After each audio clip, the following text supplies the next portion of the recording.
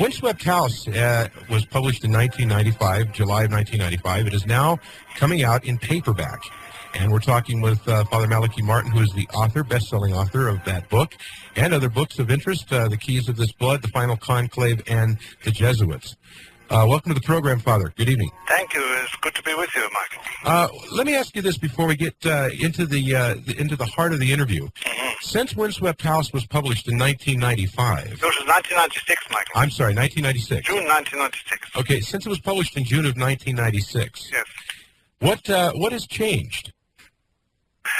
In what? In the church? In the church. The word change is not exactly the word. It would be more accurate if you said to me what has developed or what has decayed, what has gone obsolete, what has, in that sense of change, you know. Mm-hmm. Change can be a positive thing, and most of the changes in the Roman Catholic and Apostolic Church since June 1996 have been negative. They've been negative. Definitely negative. As an organization, we're going down. We're not going up. Okay. And that in most significant ways and insignificant ways. So if you ask me to change in that sense, the general overall remark would be that change is for the worse as regards the organization of the Catholic Church, the institutional organization composed of bishops and priests and dioceses and parishes and religious orders and institutes and schools. The overall picture is a blighted one. Now, let's talk about how, because some of my listeners in the audience are obviously non-Catholic. I want to connect these things because I think they all do connect, and in previous conversations that we've had, they do connect. First of all, how did the Church ever get into this state? Why is the Catholic Church the brunt or the focus of, say, I guess a good word would be conspiracy by a certain group of people to get rid of it? Well, you see, the word conspiracy can be used, provided one understands what a conspiracy is, because, for instance, I don't think you have read the board meeting, the notes for the June and July board meeting of the New York Times, have you? No. And yet they meet and they plan and plot the progress of the paper. They conspire together, but they're not going to publish what they talked about. Right. So if we speak about conspiracy in that sense, yes, but there's a wider sense of the word conspiracy. It is the prejudice against Roman Catholicism in the United States. It's the last respected bigotry, which is quite allowable in the United States. You can no longer be publicly bigoted about Jews, about blacks, about homosexuals, even about Mormons, or Muslims, but you can and are quite tolerated be very bigoted about the Roman Catholic Church. It is the last respected bigotry of Americans.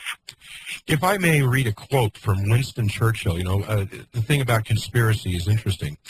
Now, we're going to touch on this, too, because I'm sure this has a large part to play in this. Yes. But he said from the days of Spartacus Weishaupt to those of Karl Marx, who is also known as Moses Mordecai Levi, that's right, and down to Trotsky, Bela Kun, Rosa Luxemburg, and Emma Goldman, this world conspiracy for the overthrow of civilization and for the reconstitution of society on the basis of arrested development of envious malevolence and impossible equality has been steadily growing. Now, that's Winston Churchill. Yeah. Now, he refers to a gentleman by the name of Weishaupt.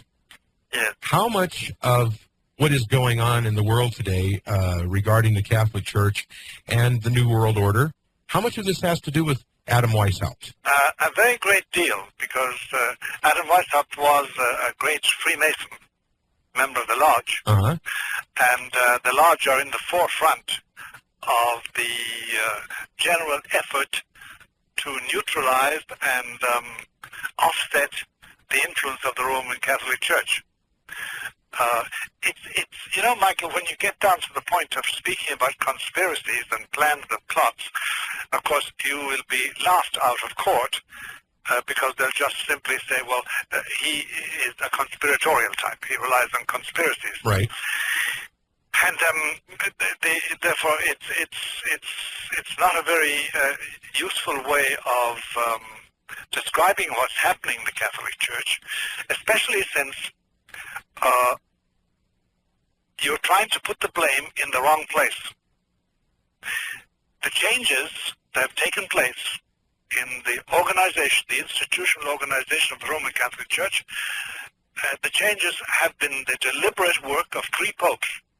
John the 23rd, who was Pope from 1958 to 1963, Pope Paul VI, who was Pope from 63 to 78, and John Paul II, who was Pope from 1978 until this day we're talking. Okay, now... They introduced the changes. They deliberately did so. And all the devastating changes that have been introduced was directly the work. All of them were directly the work of those three popes. So, I mean, what I'm saying is that no matter what enemies the Roman Catholic Church has, and it has enemies, and who hasn't got enemies, and we have rather a wide swath of enemies all over the world. We have. There's no doubt about that. And a lot of them are Freemasons, yes, and a lot of them are Jews, a lot of them are not Jews, a lot of them are just free thinkers, a lot of them are other religions like Mormonism, which heartily abhors the Roman Catholic Church, as do many sections of the Baptistic tradition. And there's a lot of those in America. There are about 90 million Baptists in the United States of different Baptistic traditions. Right. But they don't account for the deterioration of the church. I guess the thing I want to do when we come back for break is I want to get into what does account for the deterioration of the church, because I think that the audience will be surprised to hear that not only is it working for the deterioration of the Catholic Church, but it has much, much more far-reaching implications. Am I correct? It's a wide application. Yes.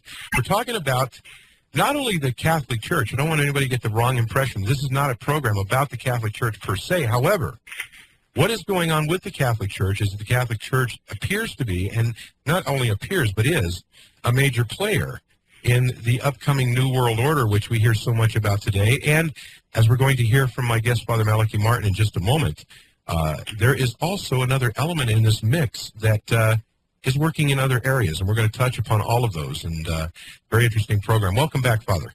Okay, thank you. Now, before we went to break, we were talking about, the deterioration of the Catholic Church, and we were talking about... As an organization. As an organization. Yeah. Let's talk about why this is occurring. Yeah.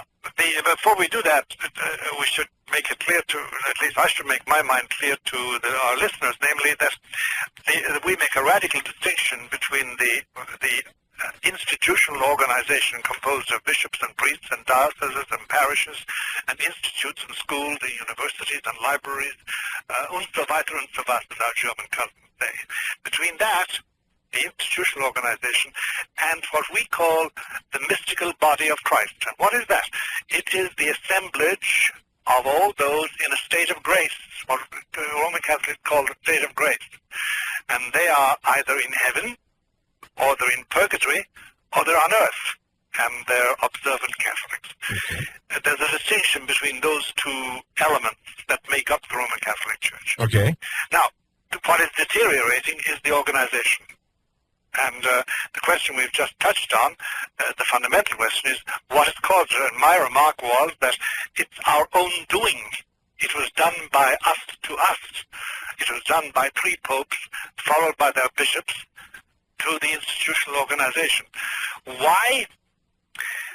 Because of a meeting held in the 1960s, from 1962 to 1965, where a very clever, parliamentarily sage group of cardinals and bishops, under the prodding of two popes, decided to draw up a blueprint for the Church in the future, which would effectively liquidate the central mystery of Catholicism, which is the Mass, and which would reduce the status of the Pope, and that's a key element, reduce the status of the Pope to the status of the first among equals.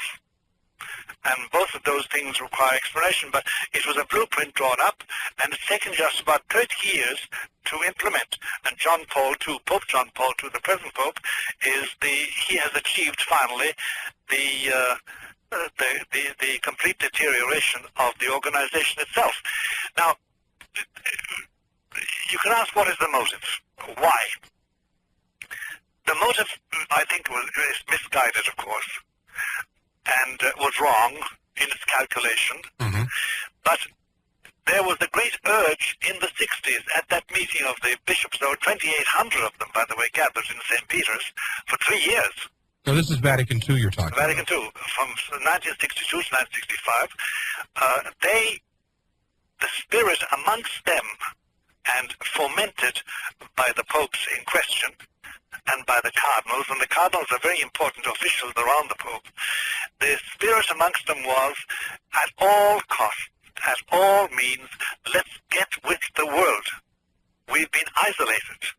We're antediluvian. We are not talking to modern man as modern man understands talk.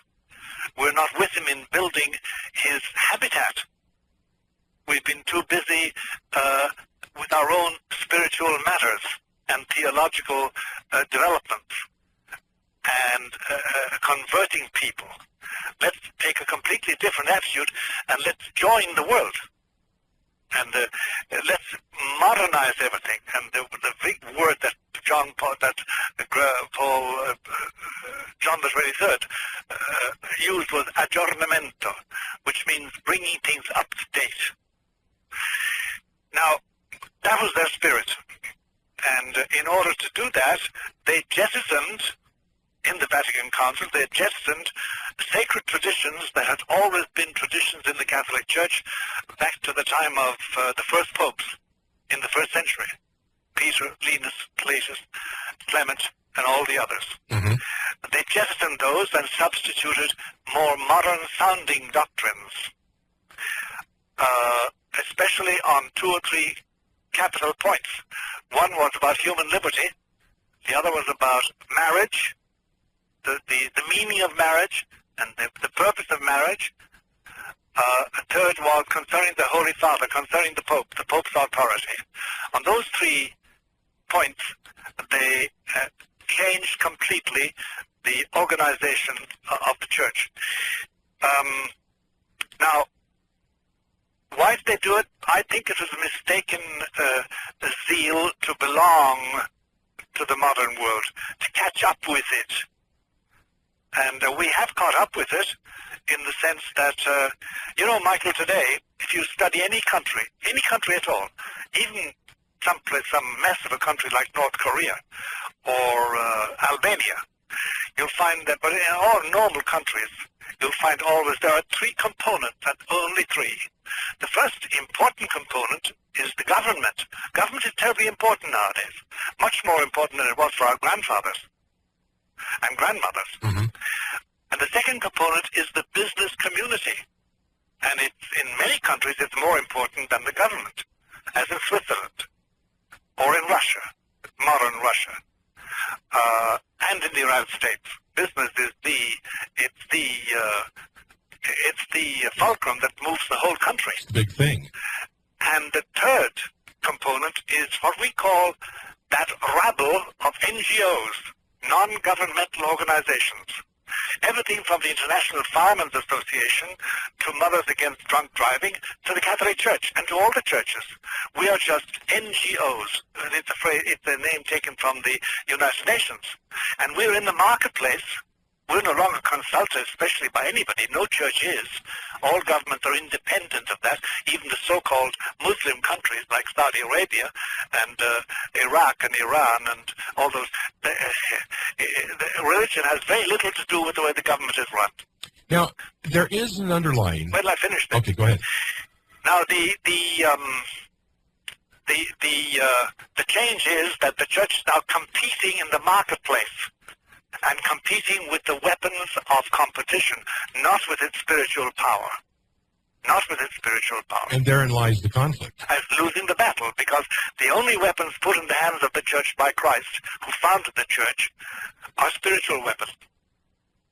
That's it. So that's where I think the difficulty started.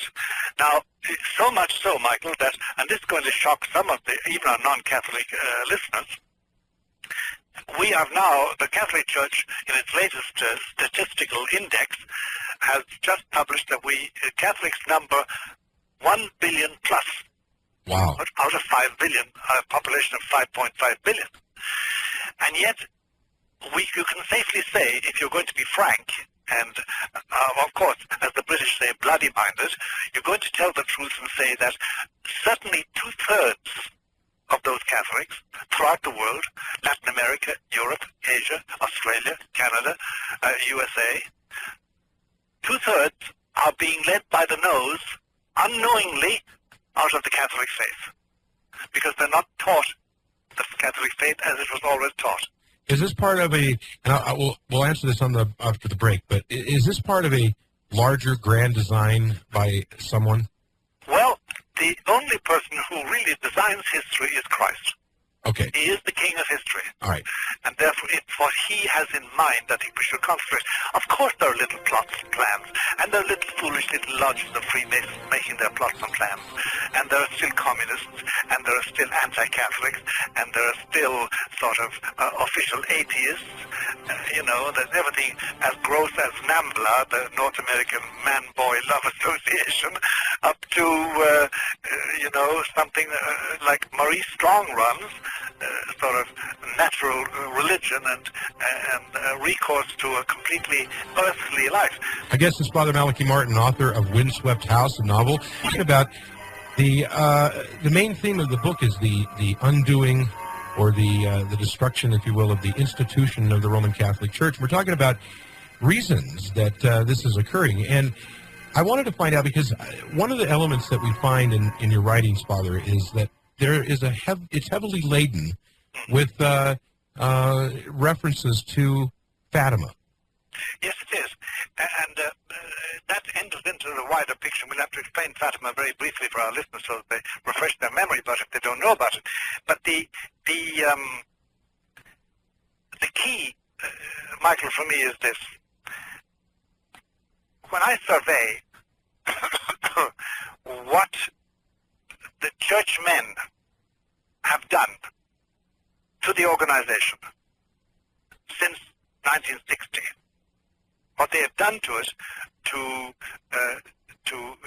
destroy it and make it deteriorate, my feeling is, my theological feeling is, that Christ, who is the head of the church and the savior of mankind and the king of all nations, concluded when they had made their plans that were going to lead to this desiccation and deterioration of his church, the institutional organization of his church, he said, okay, go ahead. Christ has a very, very permissive doctrine in this matter. For instance, I can drink liquor, so can you. Right. He won't send an angel to stop me becoming a drunk, becoming an alcoholic. Yeah, that's your free will. That's right. He won't send an angel. And similarly, if I want to spread my wings as a sexualist, I can get all the diseases in the world, including AIDS. Mm-hmm. He won't send an angel. You give him the means to survive and flourish. You neglect them. Goodbye, pal. Sometimes he will exercise excessive mercy if somebody's praying for me and preventing me going too far. But that's a pure grace, and there's no guarantee it will ever come to me. Right. Similarly with the nations and with his churchmen, they want to make short-term judgments because they feel they want to be amongst the honored people of the nations. They want to be in the United Nations. They want to be acclaimed as modern men. And they want to be completely à la page, as we say in the French, with all the new developments. Then Christ will say, all right, you know it's wrong. You know it's not my work. Your work is to save souls, period. And the only victory you should really claim is when somebody dies in communion with the church and doesn't go to hell. goes to purgatory or heaven. That's the only victory you should really claim.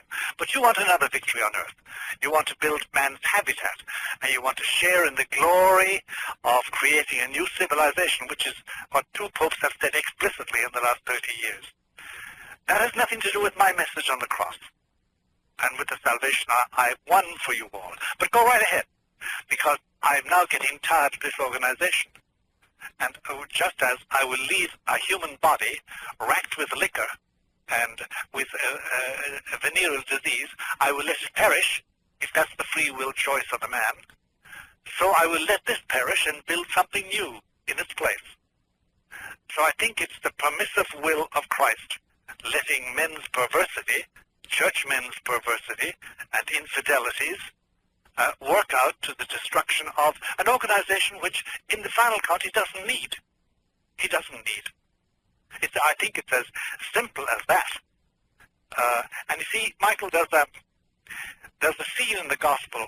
You know, when Christ was crucified and died and put in the tomb, the day following, two of his disciples decided to get out of Jerusalem because the Jewish authorities were looking for supporters of this Jesus whom they had just put to death as a troublemaker. Mm-hmm. And they started walking out to reach a town called Emmaus, which is about 6 miles from Jerusalem. And they were fed up because they had counted on this man, Jesus of Nazareth. They had counted on him to expel the Romans and reestablish the glory of the kingdom of David and reunite the 12 tribes and make Israel a name amongst the nations. And he was now a corpse. And they were talking about this with the usual face, and they met this stranger walking along who looked quite jaunty and happy. And he said, "Shalom lachem." Hello. What's up with you? Why are you so sad? And they said, "What's up with you? Do you not know what happened?" They told the whole story of Jesus, and they counted on to expel the Romans and create the kingdom. And they said, "He's now dead. So we're getting out. We're out of here," as we say in America. And he said to them, "Well, that's fine. I'm going the way you're going. Why don't we chat about it? And by the way, have you read Moses, the Pentateuch? And have you read Jeremiah and Isaiah about the suffering servant? And have you read the other apostle, the other books of the Bible, which is our possession?" They said, "Yes, we have." Well, they said, "Did you not notice that every one of them, especially those you respect deeply, speak and say that the Messiah, if he does come to expel the Romans and recreate the kingdom of Israel, he must die. He must die crucified as a worm and no man, broken to pieces." And then by that time when they reached Emmaus, and he pretended, the Bible says, to go on, finxit ire longius, in the Latin version. He pretended to go on. They said, no, why don't you stay with us? Because as you talked, our hearts are burning. We've got some fire, some light in it. Why don't you come in and have some bread and wine for the night anyway? You can go on after that. He did. He went in, and they ordered bread and wine, and then at the break, he broke the bread into 3 portions. And at that moment, they recognized their beloved Jesus. And then they knew. So they paid their bill, I suppose, and rushed back to Jerusalem to talk to Peter and the others. And say, "We've seen him." And Peter, of course, said to her, "Listen, we've seen him already. We know. He wasn't going to be outdone by any member of the team." And this is the fact. This is the brute fact about Christianity. We were founded on a gibbet, a cross, a dying man bleeding all his blood, mocked and whipped like a cur, and then buried in somebody else's tomb. Remember when Jesus took Andrew and Peter, I think, and John, he took them up to Mount Tabor, and he was transfigured in front of them with this brightness of divinity. And when they were coming down, he said to them, "Now we're going to Jerusalem, by the way, and I'm going to be crucified by the chief priest, and on the 3rd day I will rise again." And Peter, of course, the big boss, said, "No, you won't. We've just been watching you and the prophets talking, and God the Father. Come on." And Jesus said to him, "Get behind me, Satan." Meaning, you're stupid. You don't know the things of God. It behoves, it is necessary, it is fitting that I, the Messiah, be put to death and die, and thus into my glory. And apparently this is the law he has for his church. we've had our human glory in the papacy and in the Roman Catholic Church for almost 2 millenniums. That's a long, long time. Mm-hmm. 2 millennia. Yeah. And we have deteriorated successively since the 16th century, and now we're coming to the end of Catholic times as they were. And he is allowing this because he finally wants to have a church which is without spot or wrinkle, as Paul says, his bride. And this organization is not without spot or wrinkle, as you and I know. So that's his holy will. And that means that we're heading for a time when we will have at least dry martyrdom, if not very wet martyrdom. And it means the deterioration of the public image of the church. It means exclusion from the councils of the great. It means that we're going to be a vast minority, treated as a dangerous minority, and we've got to put up with that until the skies light up with the presence of Mary and Jesus. Would that be interpreted as the end? No. Just a changeover completely. Just a message. Yeah, because the Antichrist hasn't been active yet. I mean, there's a whole chapter to be played out.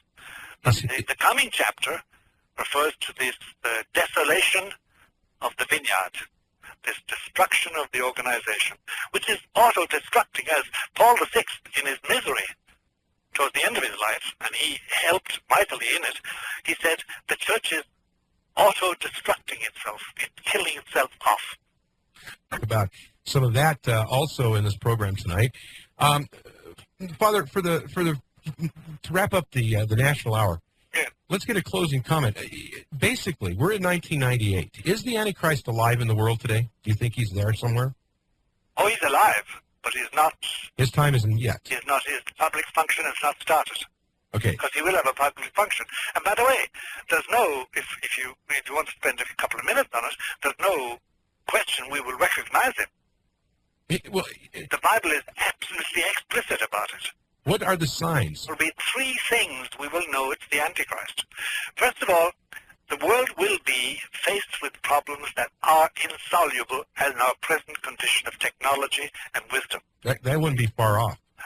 No, it's not far off. It's around the corner, but we're not there yet. Okay. We're not battled yet. If you go to the United Nations, I frequent the United Nations every week of my life.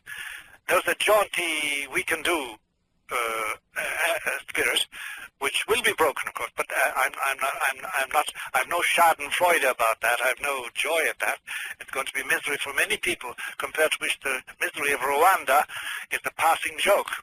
Anyway, But the first thing is there will be insoluble problems, problems that will harrow the souls of men and women. Number 1. Number 2, there will be a map, visible, tangible, with a name and an identity, and he will have the solutions. He will have real solutions. That's the second sign. Number 3. Number 3 is that people will turn around and say to him, you must be divine. You must be. And we will worship him. Divinity, and of course worship him. And he will say, yes, I am. Kneel and kiss my feet. And people will. I believe that people will. They will. Lots of them. When you see that, then take your wife and kids and get the hell out of the way, because there's going to be a lot of trouble. I know we laugh, but it's probably not going to be something to laugh at a time. Because in that day there's going to be, we have experienced down in Florida and Flagler County and a few more places, fire from heaven.